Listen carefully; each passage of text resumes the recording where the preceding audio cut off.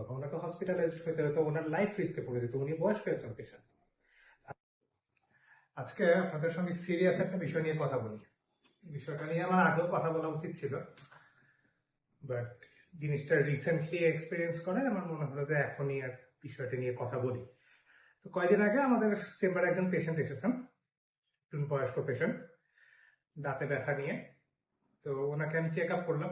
Check up করানোর পরে দেখলাম যে ওনার দাঁতটা ভাঙা, বেশ ভালোভাবেই ভাঙা, যে সেটা রুট ক্যানাল করে ক্যাপ করে বাঁচানোর কোনো উপায় নেই, দাঁতটা ফেলে দিতে হবে। তো উনিও চাচ্ছেন, উনিও ইন্টারেস্টেড দাঁতটা ফেলে দেওয়ার ক্ষেত্রে। তো তারপরে আমি বসায় ওনার হিস্ট্রি নিলাম। হিস্ট্রিতে দেখা যাচ্ছে ওনার ডায়াবেটিস, প্রেশার দুইটাই কন্ট্রোল। এবং তাকে যখন আমি জিজ্ঞেস করলাম তার হার্ট, কিডনি, লিভার এগুলোর কোনো সমস্যা আছে কিনা, এগুলোর কোনো রোগ আছে কিনা, উনি বললেন না, এগুলোর কোনো রোগ ওনার নাই।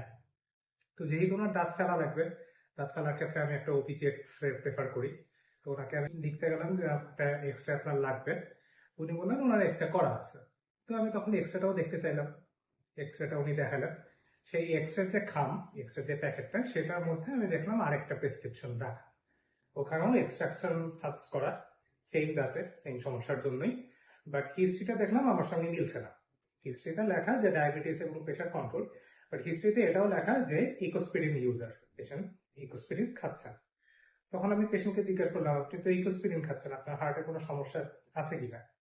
পেশেন্ট তখন আমাকে জানালেন যে জি, ওনার হার্টের সমস্যা আছে এবং তিনি ইকোস্পিরিন খান।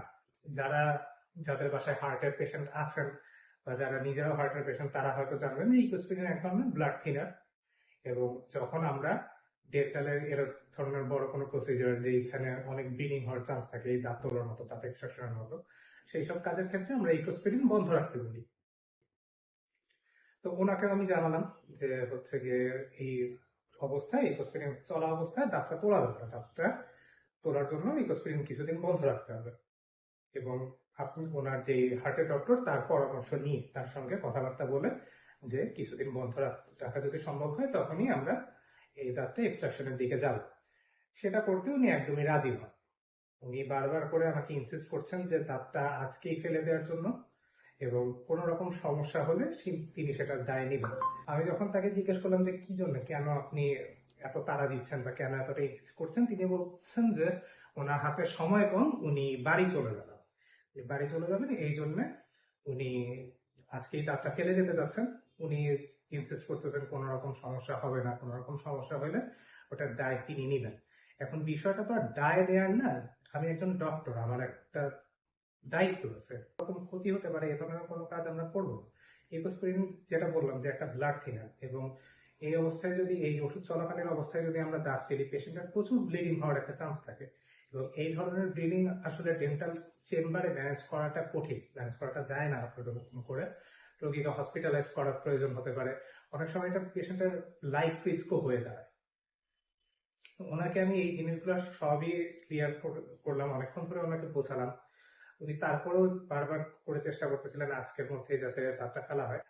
ওনাকে অ্যাটলিস্ট 4 দিন ইকোস্পিরিন বন্ধ রাখার অ্যাডভাইস দিয়ে এবং কিছু ব্যথার ওষুধ দিয়ে আমি ওনাকে পরে আবার আসতে বলি। এবং আমি অলমোস্ট 100% শিওর যে ওনার আগের ডক্টরও ওনাকে এই সাজেশনই দিয়েছেন, এবং উনি এই সাজেশনটা শুনবেন না বা এই সাজেশনটা মানবেন না বলেই আমার কাছে এসে ওনার এই পুরো হিস্ট্রিটা হাইড করেছে। এখন দেখেন, পেশেন্ট হাইড করেন, এই নিয়ম কানুনগুলো তো আমাদের জন্য না। এই জিনিসগুলো, এই নিয়মগুলো আমাদেরকে মেনটেন করতে হয় আপনাদের সেফটির জন্য।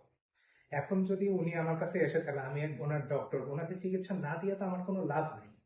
এই জিনিসটা আমাকে মেনটেন করতে হচ্ছে, কারণ এই অবস্থায় যদি আমি দাঁতটা ফেলে দিতাম, যদি আমি, আমার ভাগ্যক্রমে ওনার প্রেসক্রিপশনটা আমার হাতে এসেছে দেখে, আমি যদি না জানতাম, আমি যদি এখন দাঁতটা ফেলে দিতাম, ওনার রক্ত পড়া বন্ধ হতো, ওনাকে হসপিটালাইজড হতে হতো, ওনার লাইফ রিস্কে পড়ে যেত, উনি বয়স্ক একজন পেশেন্ট।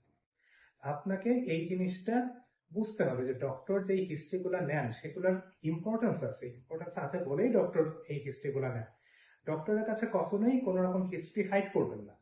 আপনার 2 দিন আগে হালকা জ্বর এসেছিল, সেটার জন্য আপনি একটা না পাঠিয়েছেন, আর কোনো জ্বর আসে নাই, ওই হিস্ট্রিটাও দরকার হলে ডক্টরকে বলবেন, কারণ এই সবগুলো ইম্পর্টেন্ট। কোন হিস্ট্রিটা ইম্পর্টেন্ট, কোন হিস্ট্রি আনইম্পর্টেন্ট, সেটা আপনার থেকে আপনার ডক্টর অবভিয়াসলি আরো ভালোভাবে বুঝবে। সো আমার সকল ভিউয়ার্সদের প্রতি আমার একটা অনুরোধ থাকবে, আপনারা যখন যেই ডাক্তারের কাছেই যান, কখনোই তার কাছে কোনো রকম হিস্ট্রি লুকাবেন না। একজন ডক্টর যদি কোনো একটা সাজেশন দেন, কোনো একটা ওষুধ বন্ধ রাখতে বলেন, এটা বুঝে নেবেন যে তিনি আপনার ভালোর জন্যই বলছেন। সেই ক্ষেত্রে অন্য ডক্টরের কাছে গিয়ে সেই হিস্ট্রি হাইড করে সেই কাজটা করে নেওয়ার টেন্ডেন্সিটা প্লিজ বন্ধ রাখবেন। So please trust your doctor, আমাদেরকে আমাদের কাজটা করতে দেন। আমরা যে কাজগুলো করি, আমরা যে সাজেশনগুলো দিই, মনে করবেন সেটা সবসময় আপনাদের ভালোর জন্য।